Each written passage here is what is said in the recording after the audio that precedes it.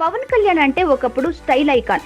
17-18 ఏళ్ల క్రితం అతను ఏది వేస్తే అదే కుర్రాళ్ళకి ట్రెండ్ అయ్యేది. స్లింగ్ బ్యాగ్స్ ని ఇంట్రడ్యూస్ చేసింది, గ్యాప్ టీషర్ట్లని పాపులర్ చేసింది పవన్ కళ్యాణే. జానీలోని హుడీస్, టైట్ జీన్స్, ఆర్పు ప్యాంట్స్ కాలేజీ కుర్రాళ్ళకి స్టైల్ మంత్ర అయ్యేవి. అలాంటిది ఇప్పుడు పవన్ కళ్యాణ్ అసలు స్టైల్ మీద శ్రద్ధ తీసుకోవడం లేదు. పొలిటికల్ పార్టీ పేరు చెప్పి బయట ఓన్లీ లాంగ్ కుర్తాలో కనిపిస్తున్న పవన్ కనీసం తెర మీదైనా ట్రెండ్ ఫాలో అవడం లేదు.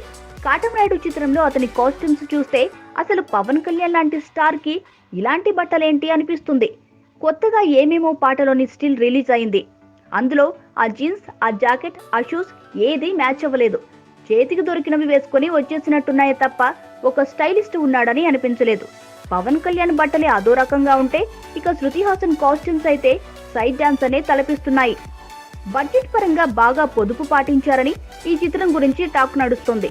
ఈ బట్టలు చూస్తుంటే అది నిజమేనేమో అని డౌట్ కొడుతోంది.